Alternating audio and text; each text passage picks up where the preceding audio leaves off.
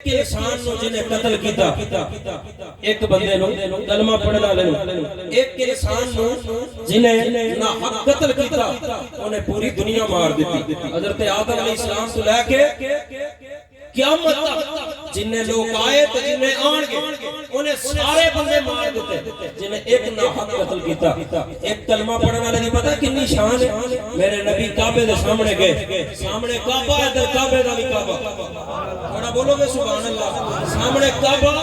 ادھر کعبے دا بھی کعبہ تسی آکھو گے قاری صاحب اس کس طرح جدوں میرے نبی دی ولادت ہوئی کعبہ حضرت آمنہ دے گھر دی طرف جھکیا پھر اٹھیا پھر جھکیا پھر اٹھیا خواجہ عبد المطلب کعبے کو سوال کیتا او کعبے واسطے صحیح اج کیوں جناب آمنہ دے گھر دی طرف بار بار جھک رہے کعبے دے پردیاں چوں آواز آئی اے خواجہ عبد المطلب جی اج آمنہ دے گھر میرا بھی کعبہ آ گیا اج